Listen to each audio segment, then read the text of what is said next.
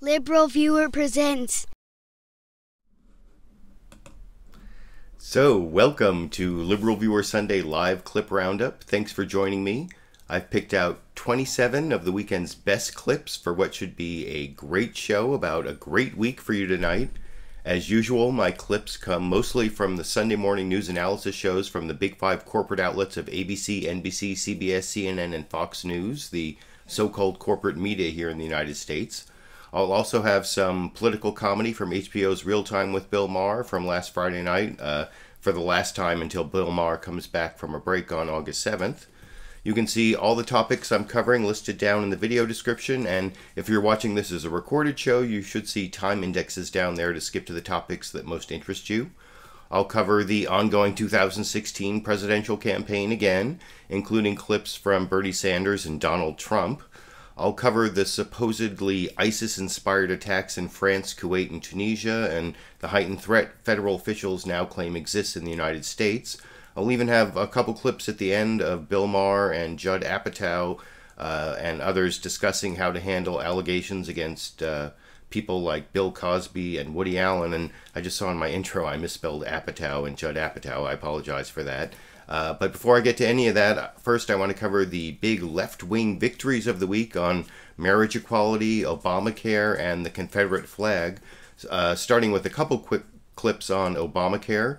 First with the joke Bill Maher made on HBO's Real Time with Bill Maher last Friday about Republican reaction to the latest Supreme Court decision upholding Obamacare this week in this clip.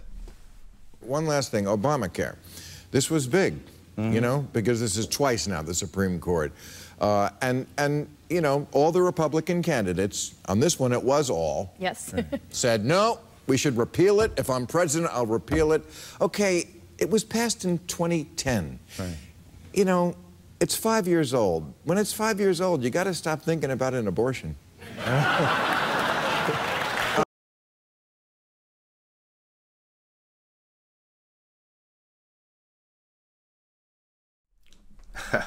Now, despite Bill Maher's joke there, I saw no signs Republicans want to stop talking about aborting the 5-year-old Obamacare law, and I'll show you one example from Paul Ryan, the Republican former 2012 vice presidential candidate and current chair of the House Ways and Means Committee, and he showed no signs of giving up on getting rid of Obamacare, even predicting its demise and taking a swipe at Supreme Court Justice John Roberts for writing the latest opinion that upholds Obamacare. And he also, well, this is him talking to John Dickerson on CBS's Face the Nation, as I'll discuss a little more after you see that clip over here.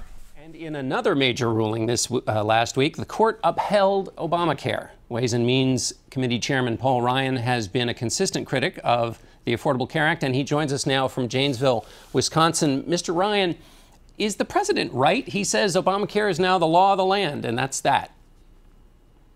I don't agree with that, John. I think this law is going to collapse under its own weight. I'm as motivated as ever before to repeal and replace this law, and that's what we're working on. What I really worry about, John, with this ruling is the grave injustice it does to the rule of law. I mean, so much for calling balls and strikes. I think Justice Roberts is now counting foul balls as home runs. And look, I think that they've done a great disservice to the country because they're rewriting laws at the bench. We have 3 constructionists on the court when we should have had 5. And so, yes, I'm very shocked at this ruling, but it does not deter us from actually delivering on what we really want, which is affordable care for everybody, and let people choose what they want to buy, and that's not what this law does. But as a practical matter, you're going to work against it. What can you do now? Well, as a practical matter, it means we need to win the 2016 election, and with a Republican president in 2017, replace this law with one that actually works, one that people actually like.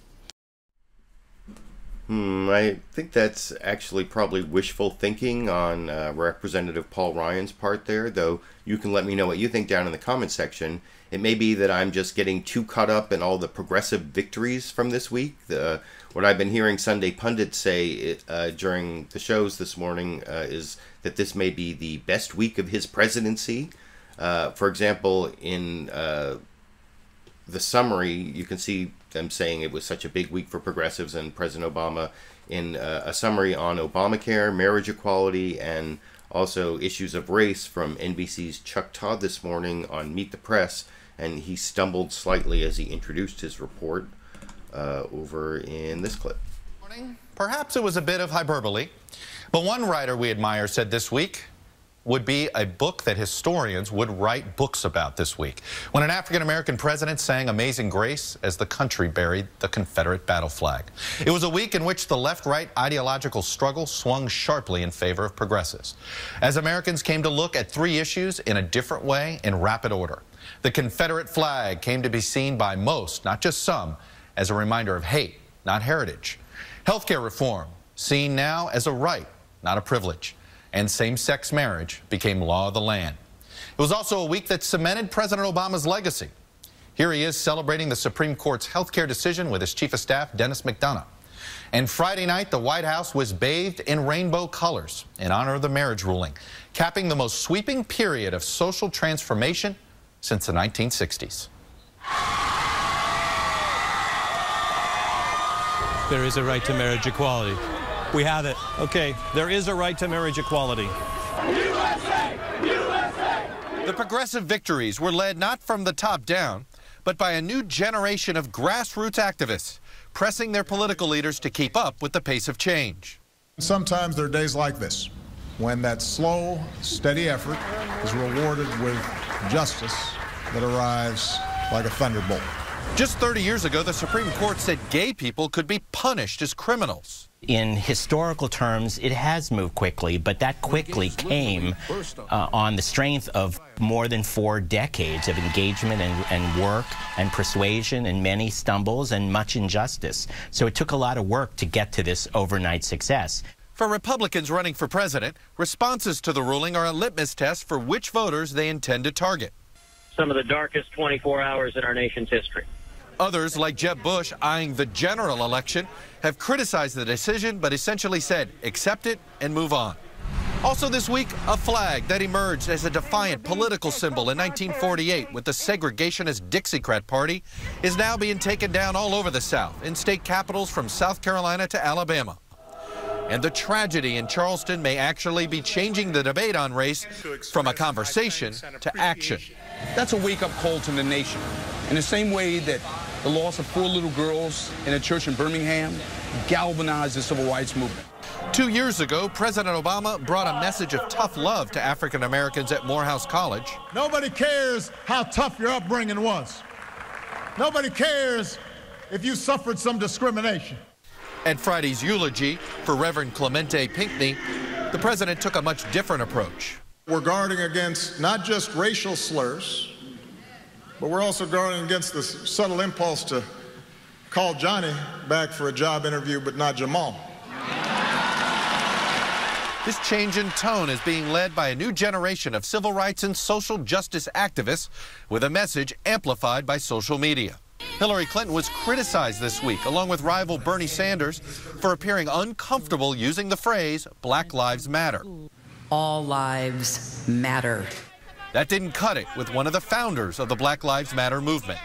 Racism is an epidemic in this country. It's a public health crisis. But right now, our politicians can't even say Black Lives Matter. On Friday, the president wanted to make sure that phrase was crystal clear, and then broke into an old hymn.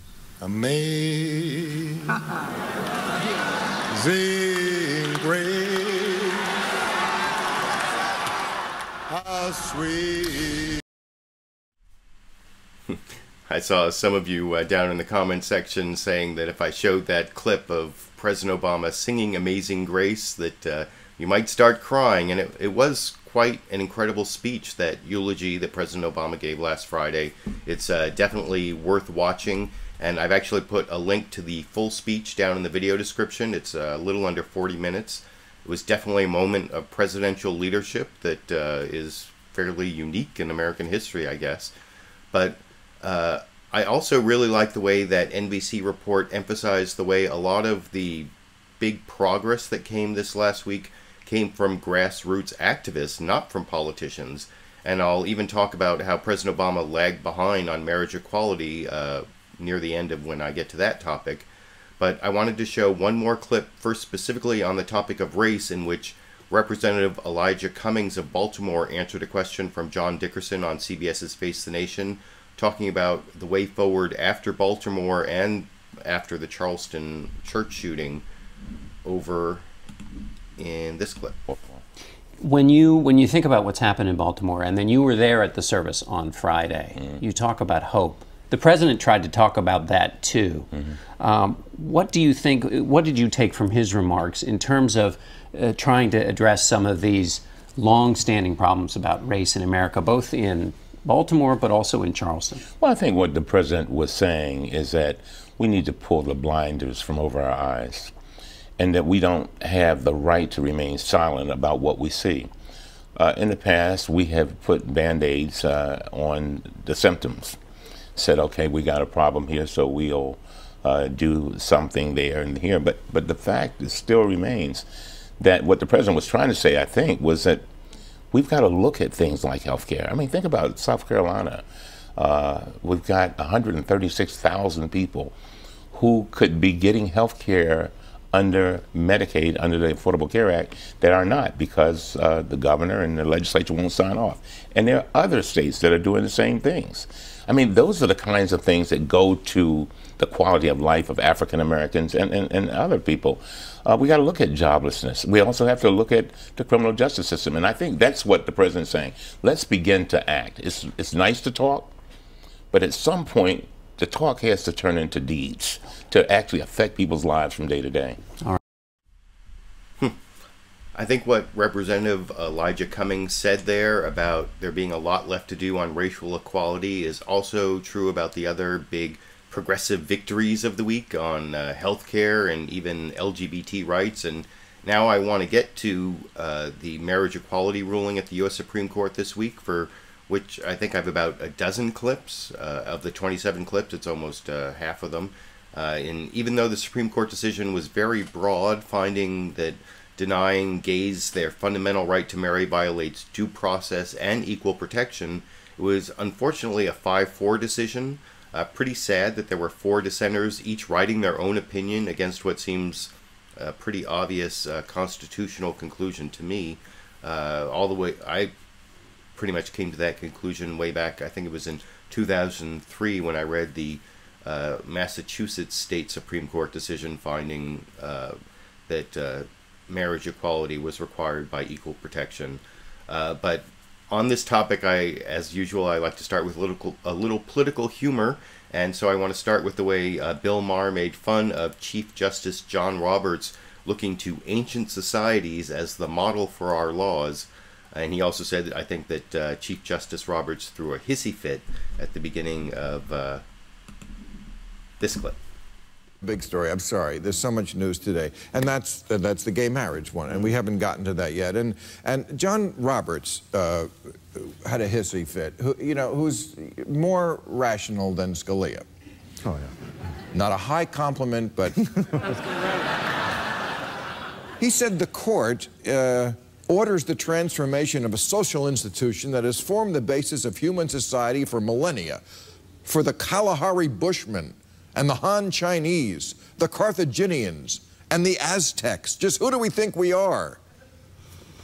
People who can improve on the Aztecs? Who I think we are. The Aztecs practice human sacrifice. There, look at that. They used to take the heart out of people. What sort of reasoning is this? From the Supreme Court? From the head dude on it? I think that's a kind of pretty funny skewering of those who look to tradition for tradition's sake, because there's a lot of nastiness in tradition. And even if you look at the millennia old marriage tradition, there was polygamy in there, and it used to mean that women were property. And I mean, traditional marriage is not really the kind of marriage we had before this decision from the Supreme Court. The Obergefell decision, named after this guy Jim Obergefell, who I want to show in this next clip over on ABC's This Week with George Stephanopoulos, first talking about his reaction to the ruling, and then also responding to one of the Republican critics, Mike Huckabee. You'll see George Stephanopoulos reads him a quote from Mike Huckabee, and I kind of like his response over in this clip. Okay, thanks, Terry. Now to the man who brought that landmark case to the Supreme Court, Jim Obergefell. With his husband dying from ALS, Jim filed suit against Ohio's Department of Health so he could be officially recognized as surviving spouse. And there he is on the steps of the Supreme Court this week celebrating the decision. He joins us from San Francisco this morning and here in New York. One of the founding fathers of the same-sex marriage movement, Evan Wolfson, president of Freedom to Marry. And Jim, let me begin with you. We saw you on the Supreme Court steps, getting that phone call also from President Obama on Friday. 2 days out, how does it all feel? It still feels a bit unreal, George. I find it hard to believe that, you know, this simple fight that I started with my husband, and by simple I mean it was about us, it's now had implications so far beyond us. It's been amazing. It's hard to believe that it's happened. As you know, a lot of Americans still upset by this ruling. Governor Mike Huckabee is going to be coming on the program later. He's calling on people to resist and reject what he calls judicial tyranny. What's your message to him and those who are angry about this decision? Well, I would simply like to say, think about your brother, your son, your sister, your daughter, a dear friend. If one of them were gay, they would still be the same person, you would still love them, and wouldn't you want them to enjoy the same rights that you do and that everyone else in this country does? We're simply asking to be treated equally and fairly and to enjoy the institution of marriage and to be able to commit to the ones we love.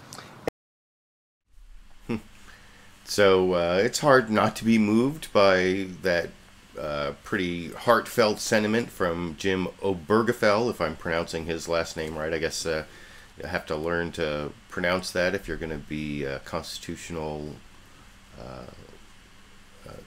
law enthusiast like I am. I don't know if I'm an expert, but I did take several courses in it, and I have worked on civil liberties matters as a lawyer and as a volunteer activist for many years. And I did read the decision and all the dissents, and I've read several decisions, like I said, going back to the Massachusetts Supreme Court decision, state Supreme Court decision in 2003, which was when I first realized that there's no really good reason to deny marriage benefits to same-sex couples. You know, equal protection, the way the courts look at it, there are several different levels of scrutiny. Even the lowest level of scrutiny require, you know, even if there's no suspect classification, it's not, you know, discrimination on the basis of race or religion or other categories that the Supreme Court has specifically said requires enhanced scrutiny. For just an equal protection claim without those suspect classifications, the government has to show at least a rational basis, a legitimate purpose for the law, and there's like no good reason to deny same-sex couples marriage equality, and that's one of the things I decided back in 2003. But you can see Mike Huckabee a little bit later on ABC's This Week with George Stephanopoulos. He was moved by what Jim Obergefell said, but he did say that he disagreed with the decision and that he thinks it's going to be the basis of new discrimination over in this clip. Inside, Governor, you just heard Jim Obergefell. What's your response? You know, I'm deeply moved by his comments, and I understand his personal passions, but I would warn people that what we have seen this week is something that changes not so much the product, but the process of how we govern. We've always been a nation of law. We're now a nation of men. What happened this week is so brilliantly pointed out by Justice Scalia is that this was not done through the legislative process. This was done through a court edict of 5 unelected lawyers, a part of a committee who decided that they knew better than the legislators who actually get to make law, that they know better than the people who voted in over 30 states to affirm traditional marriage. And George, this case wasn't so much about a matter of marriage equality. It was marriage redefinition. And I think people have to say, if you're going to have a new celebration that we're not going to discriminate, may I ask, are we going to now discriminate against people of conscience, people of faith, who may disagree with this ruling? Are they going to be forced either out of business, like the florists, the caterers, the photographers, like the CEO of Mozilla, who was run out of his job because of a personal contribution to support a proposition in California that actually won on the ballot? Are we going to trade one level of what's called discrimination for a new level of discrimination against people of faith? Now, well, that's going to be the new Republican talking point, and I'll show that a little later. I'm going to show some other Republican candidates for president. You know, Mike Huckabee, of course, is running for president, and I'm going to show some additional Republican candidates for president who worry about the discrimination, and it's pretty much what I've seen on Fox News as their response to the ruling has evolved over the week. That's where they've turned it into, how are we going to be the victims of discrimination from this marriage equality that stops discrimination? And one of the more aggressive responses to the ruling is in Mike Huckabee's next answer, where he actually talks about active resistance. And I've shown clips over the last several weeks where he talked about how the executive doesn't necessarily have to obey Supreme Court rulings when they are making law, which, case law is a type of law. It's as a lawyer myself and someone who studied constitutional law, and I know what Mike Huckabee's arguing makes no sense from a legal point of view, but here you can see him in using, this is about a 3-minute clip where he talks about how Republicans can resist even while obeying the Constitution, supposedly, in this clip. What exactly are you calling on people to do right now? You say resist and reject this judicial tyranny. Spell out exactly what that means. George, judicial tyranny is when we believe that the courts have a right to bypass the process of law. And we've really seen it this week in 2 cases. In both the Obamacare case, which Justice Scalia said we should call it SCOTUS care because they have rescued it twice, ex cathedra to the law, and then in the same-sex marriage. So are you calling for civil disobedience? I don't think a lot of pastors and Christian schools are going to have a choice. They either are going to follow God, their conscience, and what they truly believe is what the Scripture teaches them, or they will follow civil law. They will go the path of Dr. Martin Luther King, who in his brilliant essay, The Letters from a Birmingham Jail, reminded us, based on what St. Augustine said, that an unjust law is no law at all. And I do think that we're going to see a lot of pastors who will have to make this tough decision. You're going to see it on the part of Christian business owners. You'll see it on the part of Christian university presidents, Christian school administrators. What about county clerks? Should they issue same-sex marriage licenses? If they have a conscientious objection, I think they should be excused. I'm not sure that every governor and every attorney general should just say, well, it's the law of the land because there's no enabling legislation. For the states who have a constitutional amendment that affirms marriage, as has been affirmed by the courts for 135 years since the ratification of the 14th Amendment, right up through the first time we've seen same-sex marriage enacted by any state, which was Massachusetts. In many states, you have overwhelming majorities of the people who voted to say that they believe marriage is between a man and a woman. George, what we've done, let me just ask people on the left, if we get a future court that is conservative, and that conservative court decides that this was a mistake and we're going to go back to traditional marriage, and we're also going to say that every unborn person is in fact a person and is absolutely guaranteed due process, and therefore we would strike down the idea of abortion from conception forward. Is the left going to be okay to let the Supreme Court make that decision? Let me ask you this. Because based on the response this week, I think they have to say, yes, that's fine. When 5 lawyers on the Supreme Court make that decision, we're okay with it. So you're president today. Let's assume that for a second. Would you refuse to enforce this decision? I would say when the Congress provides enabling legislation and the people's representatives vote and it gets to my desk, then we'll consider it. We've seen, though, something that is, I find very interesting. When the president lit up the White House the other night with rainbow colors, I guess that's his prerogative. If I become president, I just want to remind people that please don't complain if I were to put a nativity scene out during Christmas and say, if it's my house, I get to do with it what I wish, despite what other people around the country may feel about it. I don't think he'd be the first president to put up a nativity scene at the White House. There's all sorts of prayer-related stuff and Christian-related stuff that goes on at the White House all the time. And his argument there that Congress has to authorize this Supreme Court decision in order to make it effective, I don't understand how he doesn't get the role of the Supreme Court in deciding whether state action is violates due process and equal protection. If you look at the 14th Amendment to the Constitution, it says no state shall deny any person life, liberty, or property without due process of law. And one of the liberties that the Supreme Court has said is protected by the Constitution for a long time is the fundamental right to marry.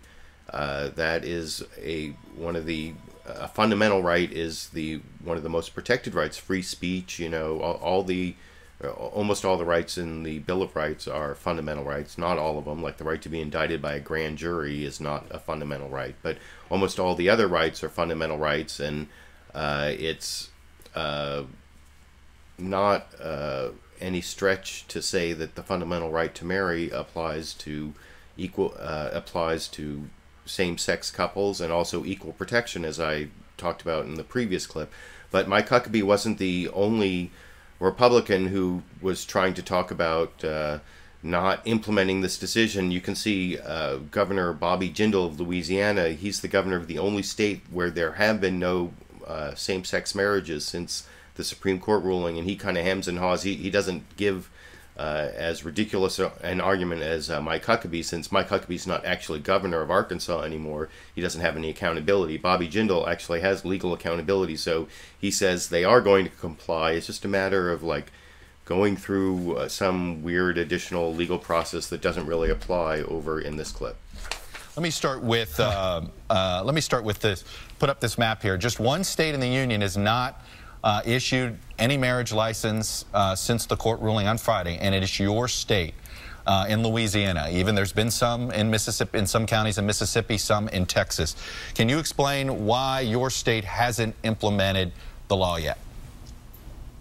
Sure, Chuck, look, I strongly disagree with the court's ruling. According to Chief Justice Roberts, they weren't even reading, this has nothing to do with the Constitution, but of course we're going to comply with the court order. We don't have a choice. Our agencies will comply with the court order.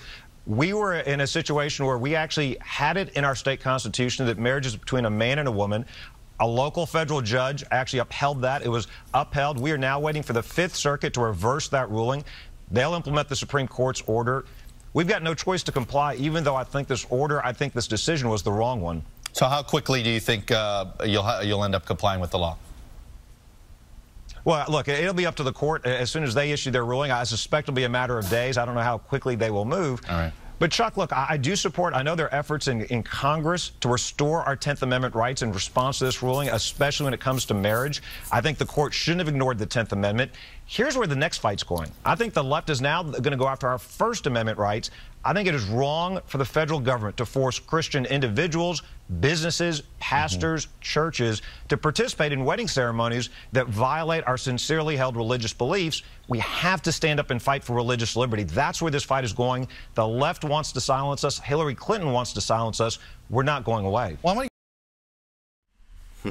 So that was kind of a pivot from Governor Bobby Jindal of Louisiana, but he did say, or seemed to say, that they were going to comply with the ruling, although I'll show you a little bit later a quote from him that is refuted by a later guest. But before I get to that, I want to show a couple more Republicans reacting to the marriage equality ruling.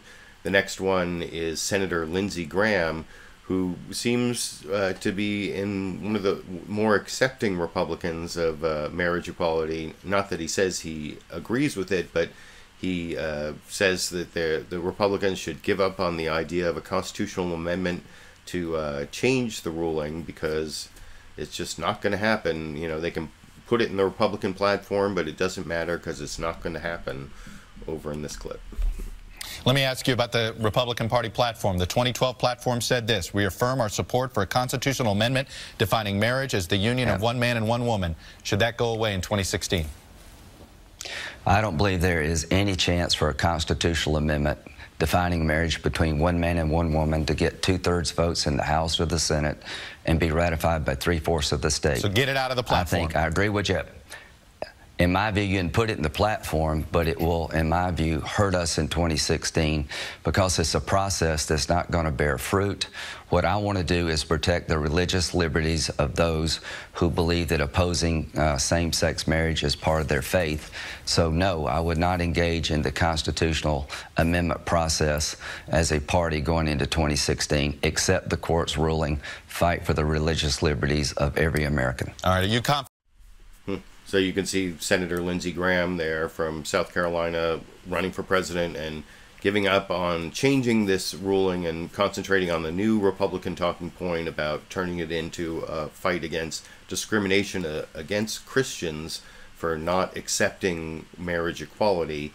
And you know what the line on that is exactly going to be. It's kind of interesting because you remember last spring there was the whole fight with the Indiana Religious Freedom Restoration Act law, and I actually just saw that the ACLU has come out against the Religious Freedom Restoration Act being applied now, at least the way the Supreme Court is applying it. There was a Washington Post editorial by an ACLU official, Louise Melling, saying that the Religious Freedom Restoration Act has to be amended so that it doesn't it should be a shield for people whose religious freedom is being discriminated against by government action. It shouldn't be a sword for people to use to discriminate against people like gays and lesbians. And there actually aren't enough protections for gays and lesbians, but which I'll get to a little bit later. But before I get to that, I want to show Governor John Kasich of Ohio, who is an undeclared but soon-to-be declared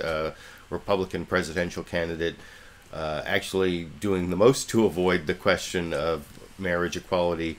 He actually says it's the law of the land, and when he's trying to say that he is not avoiding the question, he actually says he's avoiding the question, which this is over on CBS's Face the Nation, and John Dickerson kind of brings that up, and he doesn't even realize that he misspoke, which is kind of funny over in this clip. I want to ask you about the ruling from the Supreme Court on same-sex marriage. You know, in various states there have been laws passed to protect the religious freedom of people. Where are you going to do that in Ohio? Well, I think we need to take a deep breath. Look, I believe in traditional marriage, but the Supreme Court has ruled, and it's the law of the land, and we'll abide by it. And I think everybody needs to take a deep breath to see how this evolves. But I know this, I mean, religious institutions, religious entities, you know, like the Catholic Church, you know, they need to be honored as well. And I think there's an ability to strike a balance. Look, as job as governor, you learn to strike a balance. Sometimes you get into an argument, you get in a fight, and that's okay. But overall, what you want to do as a public official and as a leader is you want to kind of look for solutions where you can create more win-wins. And let's see how this thing develops. Everybody take a deep breath at this point. Do you think that this ruling, though, some conservatives have said it's a real threat to the culture in America? Do you see it that way? Look, I've said what I said about my view on it, but I think there's so many other things now that we have to focus on. You know, it's going to be job growth, defeating poverty, healing the division between races, coming up with an immigration solution that's going to be fair and is going to help people, rebuilding our national defense. That's where the energy ought to be focused on, the things that we know are vital to strengthen our country, John. I'm trying to avoid your question, but frankly, my head is now moving in the direction of what we can do to solve problems here together. You're trying to avoid the question, which sounds like you're already a presidential candidate. When are you going to announce? Well, first of all, I'm not avoiding it. You know, I do believe in traditional marriage, but the court has ruled, and it's time to move on. I'd be clear about that. In terms of announcing, we're getting awfully close to being able to make a decision. And, you know, look, I just want to do it if I think I have a path to win. People say I have low poll numbers, and, you know, I do, and I'll tell you why. Because I came into this office to take care of our beloved Ohio. I didn't travel outside the state. I didn't go out and politic. What I wanted to do was fix Ohio. So we went from $8 billion in the hole to a $2 billion surplus to a balanced budget to the largest tax cuts in the country and growing 360,000 jobs with everyone having a chance. Now I can go out and tell my story, and hopefully the polls will rise. We'll see. Do my best. That's all I can do, John. So I think at the end there, he does sound like he's going to announce he's running for president. And some people say that he could be one of the top tier candidates, the conventional wisdom is that the three top-tier candidates right now are Jeb Bush, Scott Walker, and Marco Rubio. And Governor John Kasich of Ohio is a little bit like Governor Scott Walker of Wisconsin in that they're, Midwestern governors who have implemented some conservative principles, though Scott Walker's been a little more aggressive about it, and that's one of the reasons that he's up in the top tier. But I like the way, I thought it was kind of funny, the way Governor John Kasich said that he was avoiding the question when he meant to say he wasn't avoiding the question, and when John Dickerson on Face the Nation brought it up, he didn't even seem to have heard himself say that, and kind of denied he was avoiding the question when he really was kind of trying to avoid the question of marriage equality. And actually one of the most honest answers on marriage equality, I thought, came from an unlikely source of honesty, which was a recent entrant into the Republican contest for President, Donald Trump. And I'm going to show a few clips of him a little later when I get to the 2016 presidential campaign section, although I've shown several candidates talking about marriage equality in this section that I won't be showing in that section or that topic. But here you can see Jake Tapper asked a very reasonable question about how Donald Trump can really be for traditional marriage, and Donald Trump doesn't even really try to fight it very much over in this clip. About same-sex marriage. You said a few years ago that you were evolving on that issue. Where are you? I'm traditional marriage. It is changing rapidly. But what do you say to a lesbian who's married or a gay man who's married who says, Donald Trump, what's traditional about being married 3 times? Well, they have a very good point. But, I've been a very hard-working person. I have a great marriage. I have a great wife now. And my 2 wives were very good.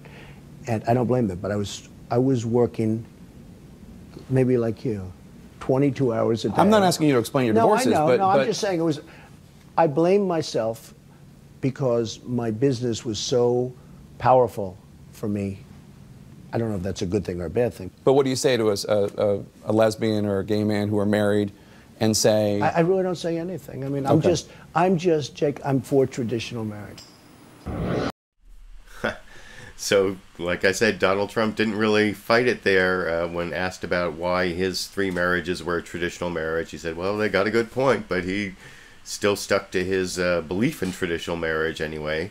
And I think that's the last Republican presidential candidate I want to show, but on the issue of marriage equality. But I do want to show one clip from Fox News on this issue, although I have to point out Fox News did not put anything about the marriage equality ruling, I think, anywhere in like the first 29 minutes of their show. I think at one point they flashed up coming up soon Supreme Court marriage ruling. They didn't mention anything about equality, gay marriage, same-sex marriage. But then they did have a quick segment at the 29-minute mark after going through all these ISIS threats and the threat from the Iran nuclear deal, which nobody else covered barely, although I am going to get to the whole ISIS thing a little later. Fox News then did have this segment with a conservative lawyer, Ted Olson. He was the Republican lawyer who fought for Bush in the Bush v. Gore decision in 2000 that put George W. Bush in office, but he also teamed up with his opponent in that case, David Boyce, the Democrat, who argued before the Supreme Court in Bush v. Gore, and they both argued the case against Proposition 8 here in California when it went to the Supreme Court a couple years ago, which along with the Windsor case was the precursor to this now big marriage equality ruling that came this week. And I want to show one quick clip from Fox News Sunday on that, where Chris Wallace asks about criticisms of this marriage equality ruling, and especially this idea that it's a new right, a made-up right. And I actually have a video I think I made like 5 years ago at the time of the California Prop 8 ruling, Megyn Kelly making the same charge that the right to marriage equality is a made-up right, even though the fundamental right to marry is, well, I'll have Ted Olson make the argument in a very strong way, stronger than I can make it, over on Fox News Sunday this morning in this clip. There are 2 major criticisms of the ruling, I think. Maybe there are more, but two I want to focus on. First, that the court, in effect, invented a constitutional right, made it up just like they did on the right to abortion in Roe v. Wade. Here's Governor and Republican presidential candidate Bobby Jindal. It's clear to me the Supreme Court is no longer acting as a judicial body. It's now become a public polling body. You've now got a Supreme Court that is out of control, that is making up laws as it goes. How do you respond to Governor Jindal? 14 times the Supreme Court of the United States held that marriage is a fundamental right, including the right to interracial marriage in 1967. They didn't call it the right to interracial marriage. They called it the right to marriage. They described it as a right to liberty, privacy, association, being a part of this country, being a part of the relationship that matters most to most people in this country, and to be a part of our community. So it's a right to marriage. This is not something that the Supreme Court made up. It's the right to decide who you would get to be married, which the Supreme Court repeatedly said is a fundamental right. So there's nothing new about this decision. It takes it one step further because it hadn't been recognized before, but it's the right of two individuals to marry to the person that they're most devoted to. And that's so obvious if you read the history of the Supreme Court. That's why I was saying, or Supreme Court opinions on the right to marry. And that's why I was saying earlier that I'm disappointed it was a 5-4 decision.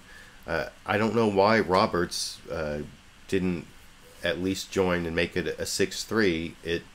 And I want to show a refutation to something that Chief Justice Roberts said. This is over on Meet the Press. Let me double check that. Yeah, on Meet the Press this morning, Chuck Todd had on Mary Bonato, one of the lawyers that won this case, one of the lawyers for the plaintiffs for, I think, was it for Jim Obergefell, or there were a couple other plaintiffs. I'm not sure which plaintiff she was the lawyer for, but Chuck Todd asked her specifically about what Chief Justice John Roberts said, something nice about how, everyone should celebrate the outcome here, but they shouldn't point to the Constitution because it's not about the Constitution. And of course, it's all about the Constitution because the Constitution does, the Supreme Court has found all those times that there's a fundamental right to marry. And of course, equal protection means that there has to be some good reason to deny people benefits that other people are getting, and there is no good reason. But here's how Mary Bonato responds to Chief Justice John Roberts on Meet the Press this morning in this clip. So we've seen that sort of extend out throughout the nation. Justice Roberts, in his dissent, on one hand said, celebrate. He seemed to be happy about the outcome, though upset about the legal justification for the outcome. He says you can celebrate in every which way, but you can't point to the Constitution. What's your response to that? This case is entirely about the Constitution, and the great thing about our nation is that we have the courts there to say when laws trespass on basic guarantees. And in our nation, for over a century, marriage has been considered one of those basic, cherished liberties, and the state needs a very good reason to keep two people out of it. And in the end, there were no good reasons here, as the majority pointed out. The major argument was, well, if same-sex couples marry, then different-sex couples won't marry, but that's not how people make their decisions about joining in marriage with the most important person in their lives. So again, a good point from a really good lawyer who won this case in front of the Supreme Court.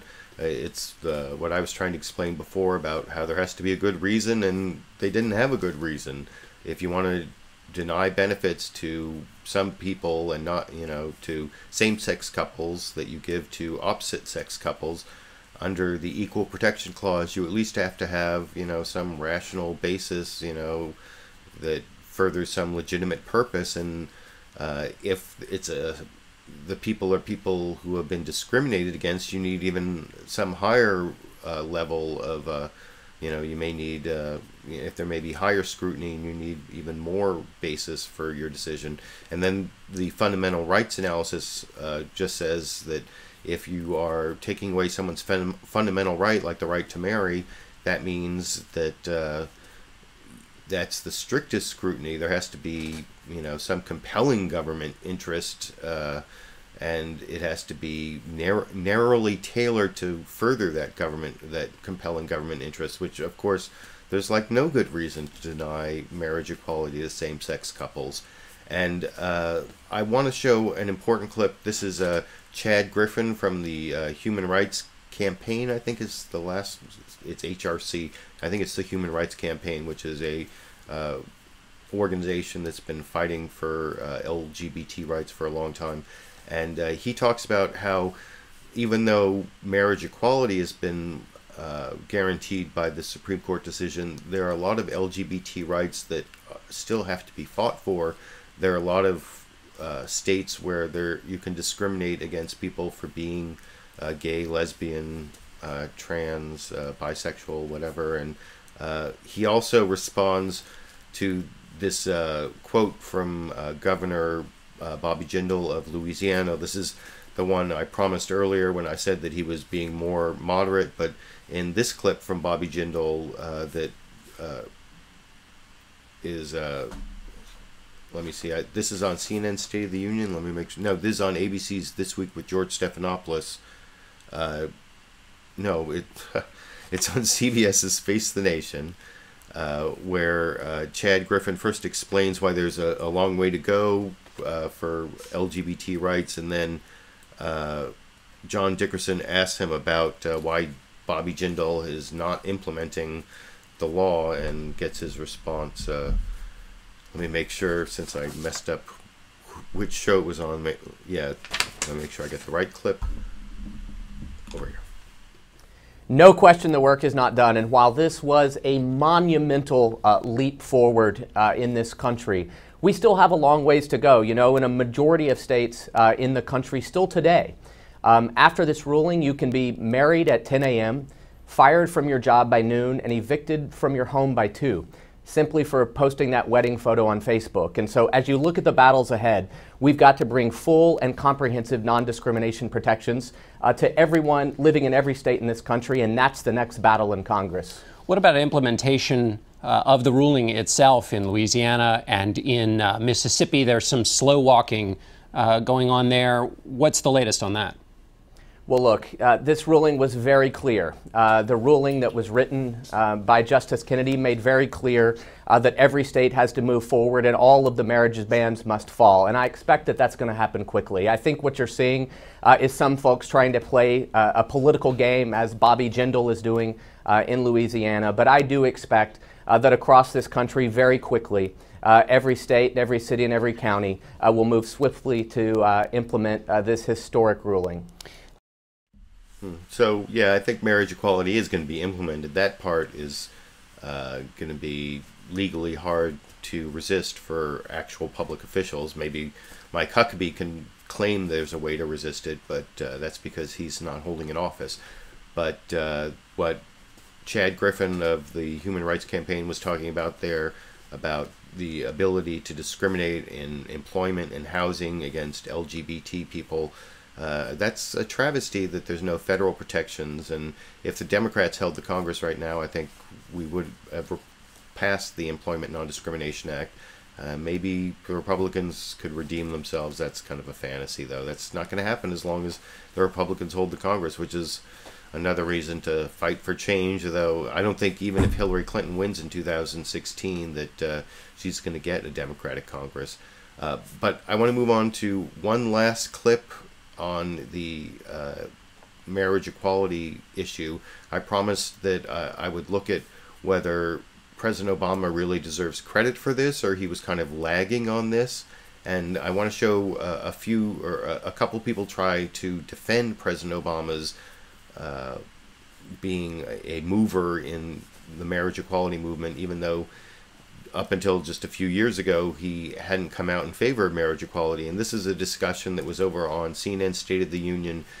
Jake Tapper had on Ben LaBolt, who worked for President Obama back when he was in the Senate and before he even ran for president, and then Anita Dunn, and then Stephanie Cutter, although I think the only thing Stephanie Cutter adds to this is she like nods, but Anita Dunn and Ben LaBolt talk about it. First, it starts with Ben LaBolt telling this funny story about how he told President Obama he was gay, and but President Obama misheard him.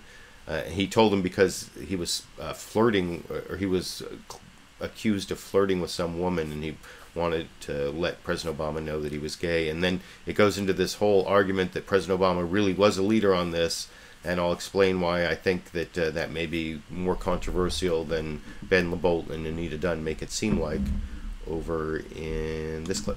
I was saying, so I was down with some other colleagues at the DNC for a meeting when I first started working for him, and bumped into a female colleague of mine from the Hill, and there were some jokes between the staff about whether I was flirting with her or not. And so I thought it was time to... The answer is you were not. I was not. And it was time to bring the senator into the loop. So I said, Senator, just so you know, I'm gay. And he said, "You've got game?" I just saw it. I'm standing right here, Ben. We all saw it. You thought you said I got game. I've got game. And I said, "No, Senator, I really am gay." And it took about 5 or 6 times to clarify, out of the elevator, down the stairs, into the car. And I said, "Senator, I just want to tell you I really am gay." And he said, "I thought you said you had game." All right. I'll keep my eye out for you. I'll keep my eye out. And he did. I have to ask you, though, because it's not as though this has always been his position in favor of same-sex marriage. I mean, I know you want to give him credit for being the first president to embrace it, but it wasn't until 2012.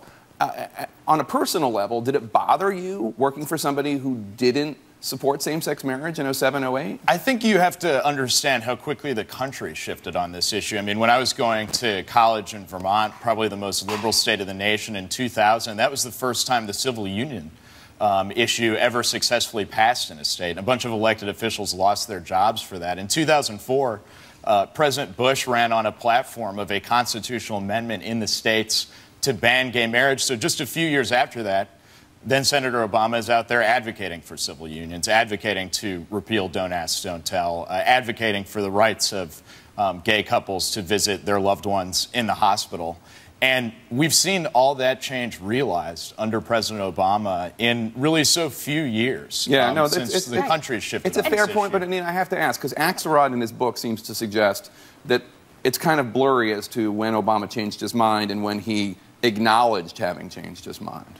Oh, and Jake, I think what Ben said is absolutely true. You know, it was only 20 years ago that a huge majority of Congress, Democrat and Republican alike, and a Democratic president passed DOMA, Defense of Marriage Act, and it was signed, and that was at the time pretty settled thinking. And if you look how swiftly since 2008 this country has changed, and I would argue that much of what President Obama does has helped accelerate that change in terms of the decision not to defend Don't Ask, Don't Tell, to change that, in terms of the decision to no longer defend Defense of Marriage Act and to stop having the Justice Department out there arguing those cases. So you're arguing that he was kind of on the tip of the spear.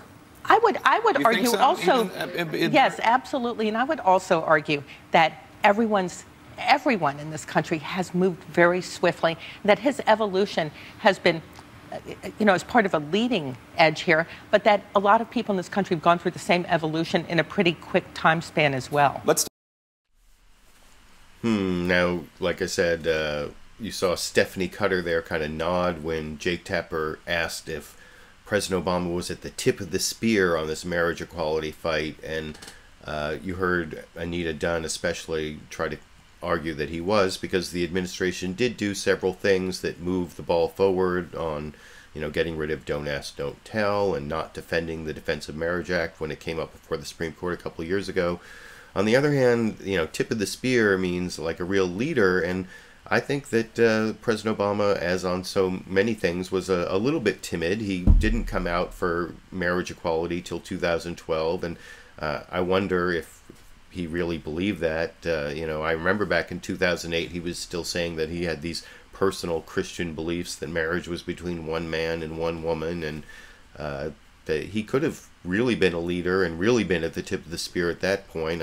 I don't really buy exactly what they're saying there, and I remember a lot of LGBT activists have been heckling Obama's speeches for a long time, trying to get him to come out for marriage equality and for LGBT rights, and he was even heckled by a transgender immigrant who was asking for transgender people and LGBT people, I think in general, to be released from immigration detention.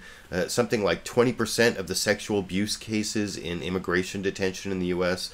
are people who are transgender, and it's really a nasty situation. And anyway, I didn't really want to get into all of that, but I just wanted to point out that I think that President Obama wasn't really at the tip of the spear, even though his administration did do some of those good things that Anita Dunn and I guess Ben LaBolt were talking about. But that's the last clip I want to show on marriage equality and the Supreme Court ruling. I think between the clips, I spent a lot of time talking about my view of the law and why equal protection, the Equal Protection Clause and the Due Process Clause of the 14th Amendment really required this result, because there's no good reason to deny marriage benefits to same-sex couples, and because marriage has the right to choose the one person who you want to marry has been a fundamental right according to Supreme Court cases over many years. I think, what was it, Ted Olson said in 14 different Supreme Court cases, importantly in Loving versus Virginia, that outlawed or stopped laws against interracial marriage in the United States when there were still like 16 states that had those laws. So it's a good result. It is based on the Constitution, and I think it's a legally sound result. I'm just disappointed it was a 5-4 decision. It should have been at least 6-3, and if those justices were honest and really understood the way the Constitution works, the way I think it should work, it would have been even more than that. But I guess there are 3 justices on the Supreme Court at least, maybe 4, who just can't see, you know, what equal protection and due process are all about. Anyway, I want to move on to several clips on the 2016 presidential election, even though I showed several clips of the candidates that I'm featuring this week in the previous topic, that, and they won't be showing up here, although there will be several Donald Trump clips coming up in a minute. Before I get to the Republican side, I want to show one clip on the Democratic side. This is Senator Bernie Sanders. He was over on, let me make sure I have the correct program, yeah, on ABC's This Week with George Stephanopoulos. And George started with a kind of nice intro about how there's some Bernie mania going on, and Bernie Sanders is actually within single digits of Hillary Clinton in some polls in New Hampshire and Iowa, and he's drawing big crowds, as you'll see in this introduction, and then you'll see Bernie Sanders explain why he thinks he's going to win, though that I think is a little less likely, but you can see how Bernie Sanders explains it in this clip. Look at the crowds coming out for our next guest. Nearly 5,000 there in Colorado. And that is not all. So many headlines right now for Hillary Clinton's top challenger, Senator Bernie Sanders. He joins us now from Concord, New Hampshire this morning. Senator, thank you for joining us this morning. Now, we looked at the Keene Sentinel. They say you were up with a crowd in Keene, New Hampshire just the other day, and you told them, let me tell you a secret, we're going to win New Hampshire. Care to repeat that prediction now? We are going to win New Hampshire. We're going to win Iowa, and I think we're going to win the Democratic nomination, and I think we're going to win the presidency, and I'll tell you why. The American people are sick and tired of seeing the disappearance of the great middle class of this country. They're sick and tired of working longer hours for low wages, while at the same time 99% of all new income generated is going to the top 1%, and the top 1/10 of 1% now owns almost as much wealth as the bottom 90%. George, we have seen in the last 30 years a massive shift of wealth and income from ordinary Americans to the very richest people in this country, and the American people are saying enough is enough. We need to create an economy that works for all of us and not just a handful of billionaires. Well, that's actually pretty similar to some of the Bernie Sanders stuff I've shown you over the last several weeks, but just watching it makes me look forward to the debates between Bernie Sanders and Hillary Clinton that they've got to be coming up at some point. I mean, there's got to be some debates between them, and I'm also looking forward to the Republican debates now that Donald Trump is looking like he's going to be in those debates. He was actually within the top 2 in both a New Hampshire poll and a national poll, like second just to Jeb Bush, although the margin of error means that they're almost all tied anyway, so it doesn't really mean that much. But I want to show first Bill Maher talking about how Donald Trump is the Republicans' worst nightmare, using a couple colorful analogies over in this clip.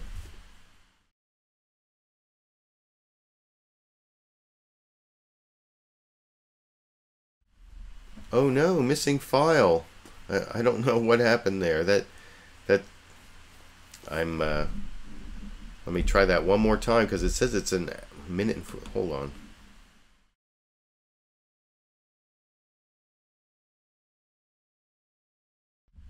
Oh well. Well, I apologize for that. Was supposed to be a 1:48 clip, and he talks about how he like never apologizes, and he's belligerent, and he's like part of the Republican id, and it's like the Frankenstein monster created by the Tea Party, and he's really, and Bill Maher is like pretty much convinced that he is a real force, and it's not just a joke, and it's not just going to be a flash in the pan, and he's going to be a real contender.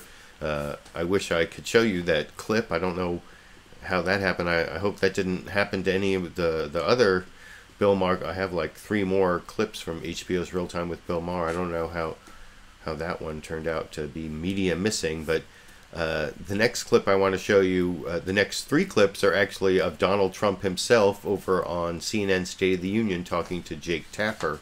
And the first clip I want to show you is when Jake Tapper does this introduction where he talks about this poll, and then he also talks to Donald Trump about how he's evolved on several issues.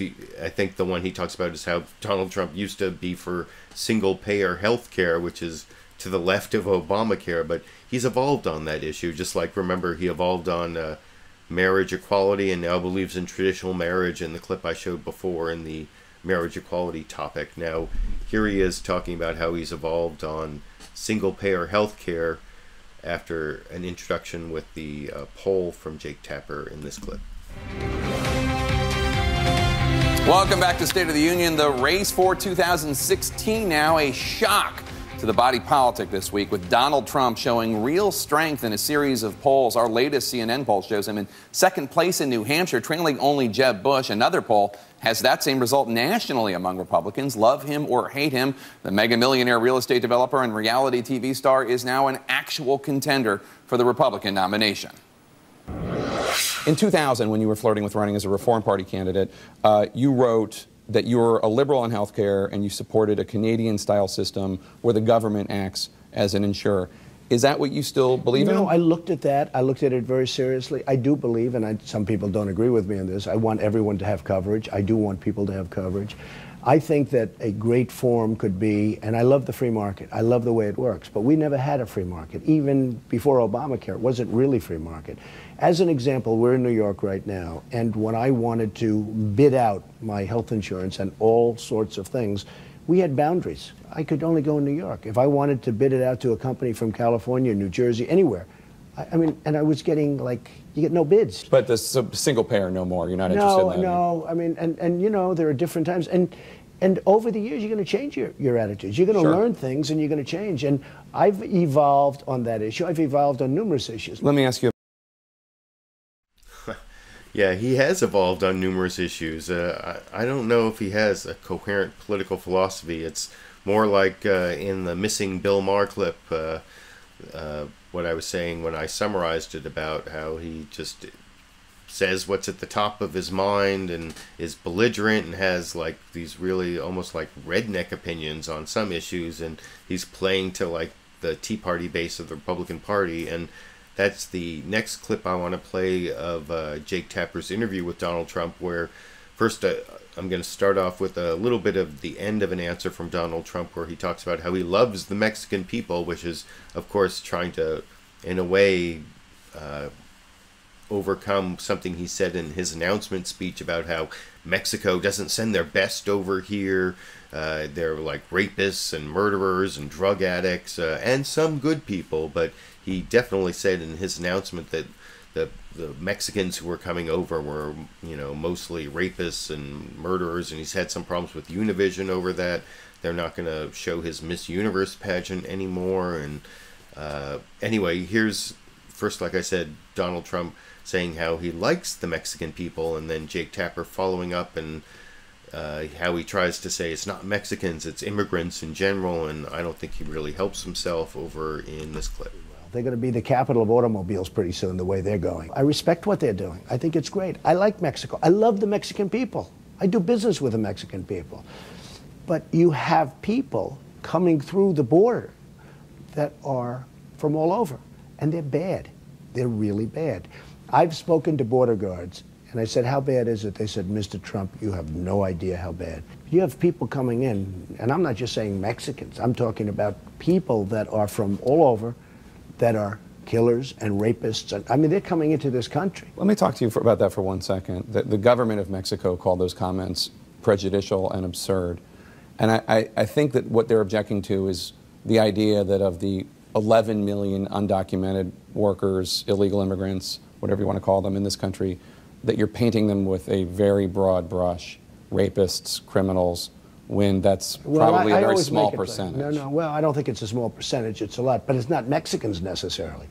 They're coming from all over. You talked about building a wall and having Mexico pay for it. Yeah. How exactly are you going to get Mexico to pay for it? Look, Mexico has not treated us well. Mexico treats us as though we are stupid people, which of course our leaders are. I don't blame Mexico. China's even worse. But how do you force a... Well, if Donald Trump were president, then I would be much more willing to agree with him about our leaders being stupid people, at least based on that whole clip there with his... I don't know what that guy is talking about and where he comes up with that. I don't...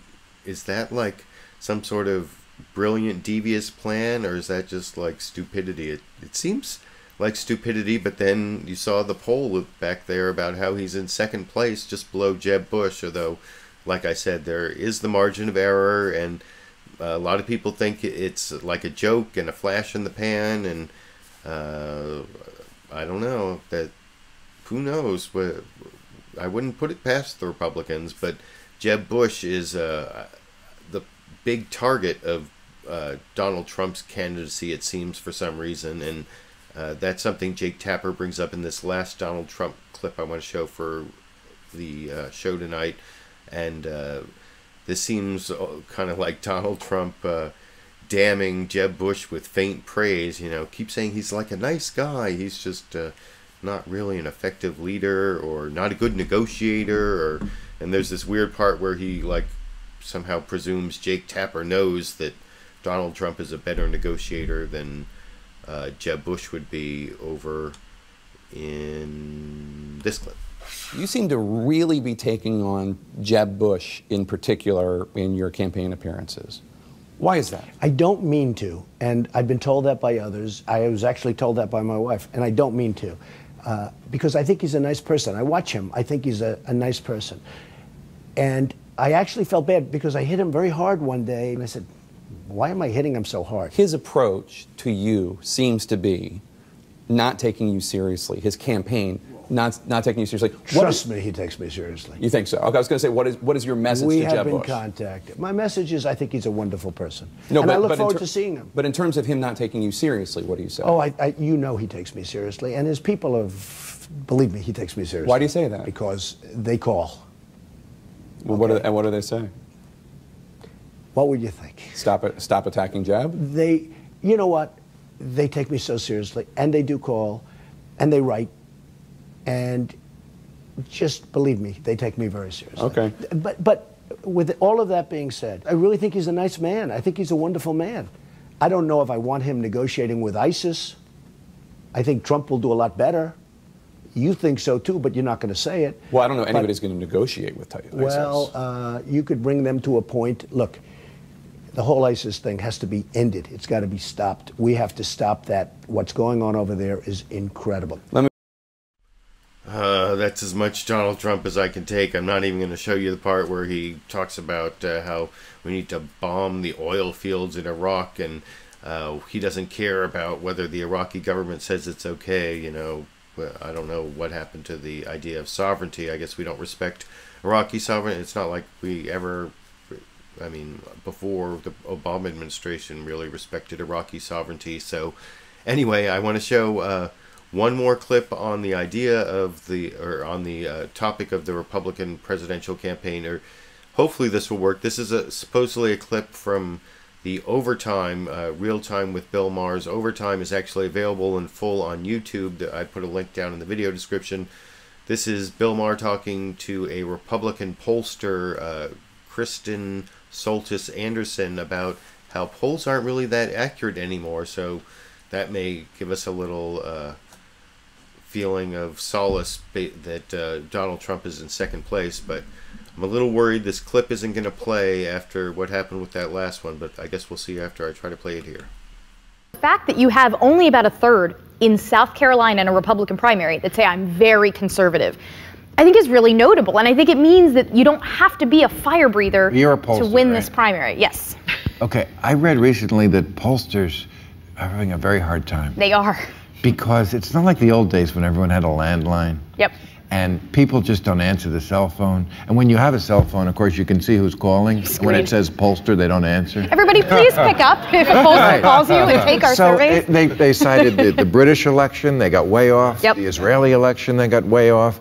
And we may be entering an age where we really don't know what people think until they go to the polls. And it's about to get even tougher. This is something, Is that a good thing? Well, the FCC actually has just handed down a new rule. The text isn't out yet, but it will make it illegal to use an automatic dialing technology to call even landlines. So even all of those, like all those robopolls are going to be gone. So a lot of the polling that we have now, so lots of people really liked it. Well, but I have started to like online polling, which isn't perfect, but is getting much, much, much better. That's going to be the thing that takes over.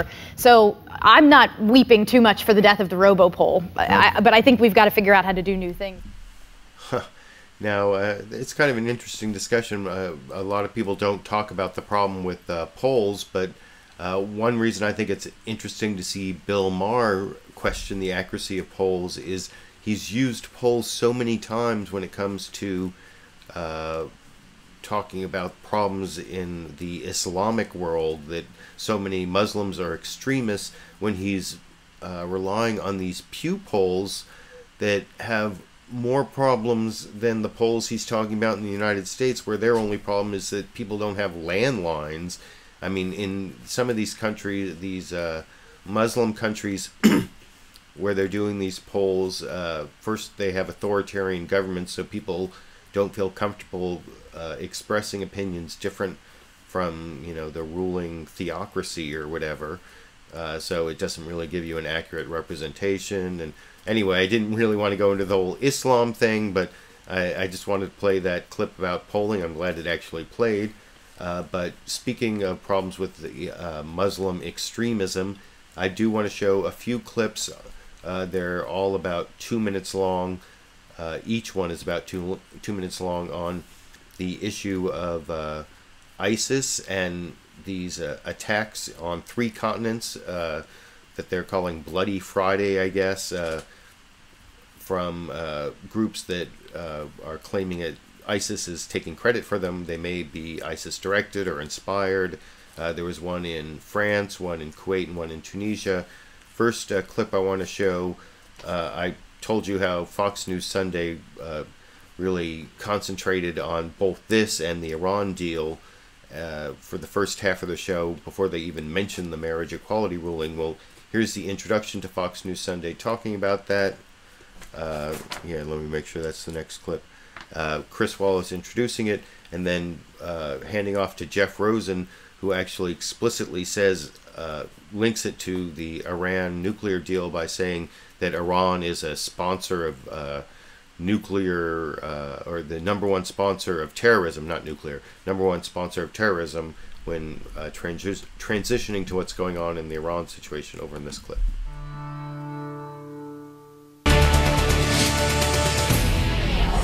And hello from Fox News in Washington. As we approach the July 4th holiday weekend, federal authorities have issued a bulletin warning of the heightened possibility of terror attacks in this country.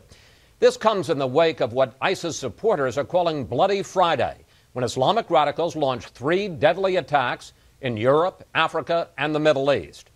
Fox Chief Washington correspondent James Rosen is traveling with Secretary of State Kerry in Vienna, and he has the latest on the terror threat and final talks about a nuclear deal with Iran. James.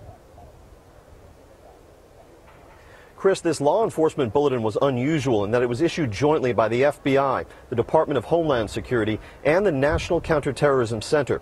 It cited recent events like last month's shootout at a convention of cartoonists depicting the Prophet Muhammad in Garland, Texas, in which the gunman appeared to be inspired by ISIS, with officials now warning of similar homeland attacks on or around the 4th of July weekend, which falls within the Muslim holy month of Ramadan. ISIS has called for this interlude to be a time of calamity for the infidels, and the death toll from the 3 separate attacks in France, Tunisia, and Kuwait on Friday now stands at 66. But authorities today are still evaluating the claims by ISIS of responsibility for 2 of those attacks in Tunisia and Kuwait. U.S. officials say ISIS, for propaganda purposes, sometimes attaches itself to attacks that occur without central direction from the group. Here in Vienna, the foreign minister for the country the U.S. identifies as the #1 state sponsor of terrorism continued his negotiating sessions with Secretary of State Kerry today. But Iranian Foreign Minister Javad Zarif, after about 2 hours of meetings with Kerry, has now left for Tehran. U.S. officials say they're unconcerned about that it was always expected that the ministers from the various parts would come and go from these sessions. And State Department officials traveling here with Secretary of State Kerry in Vienna have now made it official that they expect to blow past the June 30th deadline for these talks. Chris. So I'm not really going to give any other coverage of the Iran negotiations because, like James Rosen said there at the end, it looks like it's going to go on for another week or so. So there's not really any news there yet. But this whole ISIS threat that James Rosen was reporting on there, I thought it was interesting that even on Fox News, they weren't claiming that these were necessarily ISIS-directed attacks on these 3 Bloody Friday attacks. And there doesn't seem to be any specific credible threat on July 4th or around July 4th, even though they're raising the threat level just based on the confluence of events. You can see here Chris Wallace asked the House Chair of Homeland Security, Mike McCall, if there's an increase in chatter, and he just says the same things you heard in that James Rosen report about a confluence of events, and nothing really specific over in this clip. We want to drill down into the terror threat with Congressman Michael McCall, chair of the House Homeland Security Committee. Chairman, we talked at the top about this terror alert from the Joint Terrorism Task Force about possible attacks over the July 4th holiday. How alarming is the intel? How much chatter is there? Well, it is concerning. There is a great deal of chatter, a high volume, if you will. A joint intelligence bulletin was issued to state and locals. I think the concern is, quite frankly, Chris, the confluence of all these events of, the ISIS spokesman calling for jihad during Ramadan, which is happening right now. You have the 1-year anniversary of the Caliphate or Islamic State, and now we have the 4th of July coming up, which is obviously one of these holidays we celebrate that they like to target this sort of thing and these anniversaries. And so I think given the confluence of events, we're being on the cautious side here to warn the public to remain vigilant, to enjoy the 4th of July parades, but remain vigilant during these celebrations. Well, let me ask you, do you expect homegrown terror attacks over this next holiday weekend? Listen, we've stopped 50 of these terror plots in the last 12 months. It's gone up exponentially. I'm extremely concerned about the way these Syrian ISIS recruiters can use the internet at lightning speed to recruit followers in the United States with thousands of followers in the United States and then activate them to do whatever they want to do, whether it's military installations, law enforcement, or possibly a 4th of July event parade. That's, I think, what concerns us most. And in light of the 3 attacks in 3 hours on 3 continents overseas, shows us that ISIS is not just regionalized, like the administration says, only in Iraq and Syria, but rather demonstrating it's a global threat, that they can conduct external operations, and they're very savvy at doing that over the internet. Let me Now, like I said, there's not really anything specific there. No one ever said specific credible threat, but there is a lot of stuff there. You know, there were these attacks, and there is this social media that they're talking about. I mean, sometimes I'm not sure, should I be skeptical or should I be afraid? Maybe I should just be skeptifraid. I don't know. And especially because it wasn't just Fox News Sunday. There was also a report over on ABC's This Week with George Stephanopoulos. I want to show you, they had their reporter Pierre Thomas, their justice correspondent, give a somewhat similar report to what you heard from Jeff Rosen, also talking about homegrown threats and the Bloody Friday attacks, on the attacks on 3 continents, and that's in the introduction from George Stephanopoulos. You can see it's not just Fox News Sunday talking about this threat over in this clip. Terror attacks on 3 continents, all hitting Friday just hours apart. This morning, the U.S. threat level the highest in years, and with officials tense about an Independence Day strike on the homeland, ABC's Pierre Thomas takes us inside the aggressive push to capture extremists at home. The first strike in France, a man crashing his delivery van at an American-owned chemical plant, setting off an explosion. His boss beheaded.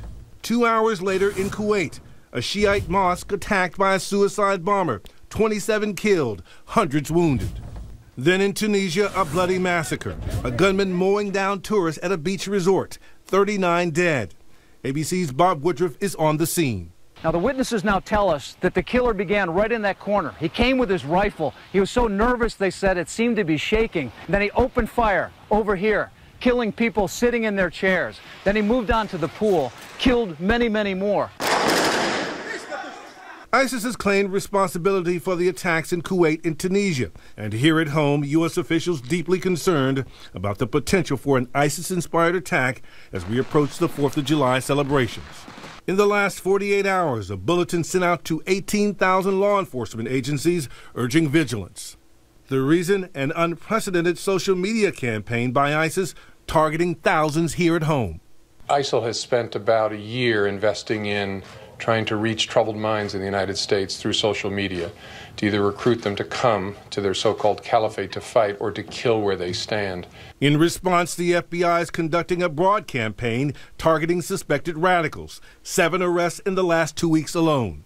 Among them, a college student from Queens, who they say had been conducting surveillance on the George Washington Bridge. The FBI says Maher Omar Salah was studying how to build a pressure cooker bomb, like those used in the Boston Marathon attacks. I think the threat is the most significant we've faced since the September 11th attacks. Sources tell ABC News the terror threat has evolved, made clear in that Garland, Texas assault, when 2 men drove hundreds of miles to allegedly commit mass murder against a cartoon contest depicting the Prophet Muhammad.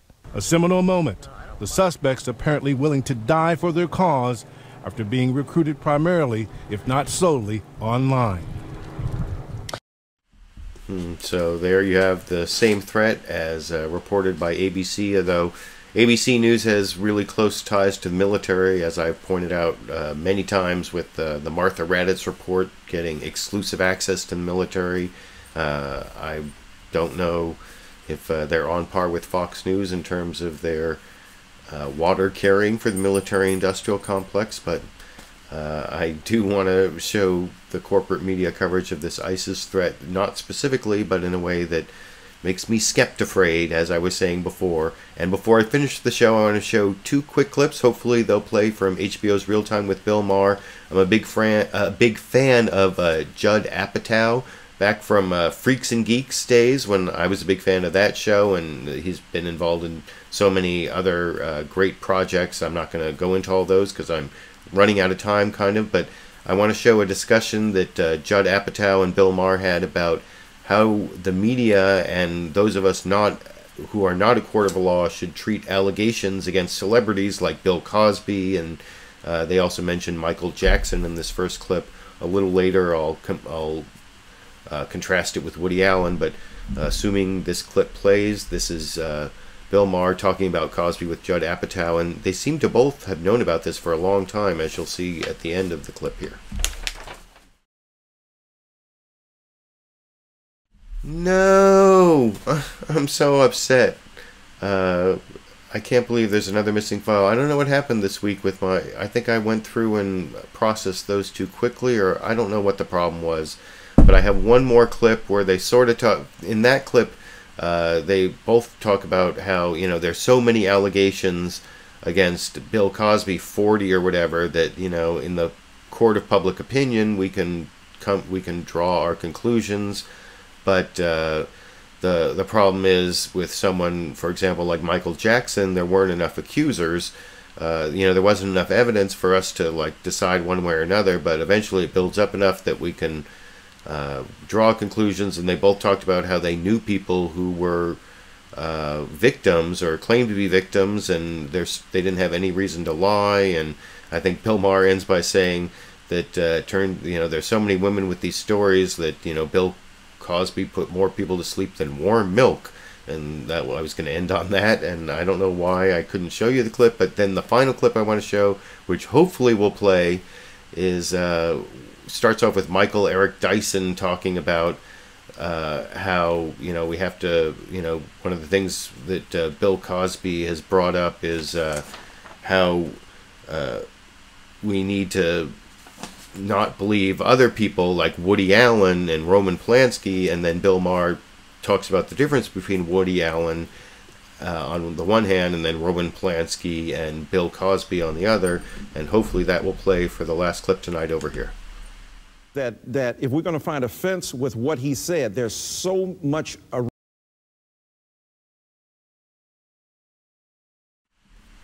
I'm sorry, you know, maybe I can try to re-import that one last clip.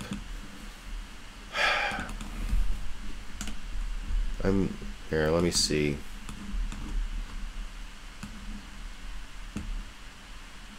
Let me try this one more time. Here.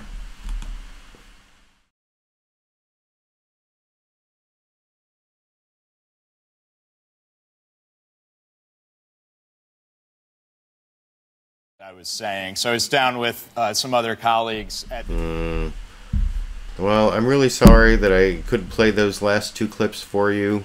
The Bill Cosby, how to deal with allegations. I thought it was really interesting the way that Bill Maher contrasted the weight of the allegations against Bill Cosby against the one accuser who had every reason to lie in the Woody Allen case, and then Roman Polanski, where there was basically you know, a conviction in absentia. I don't even remember what happened with Roman Polanski, but anyway, I'm sorry that those clips didn't play. That's like a new... I don't know why there seem to be so many technical problems with those clips. I don't know what I did wrong, but I'll look into it and make sure it doesn't happen next week.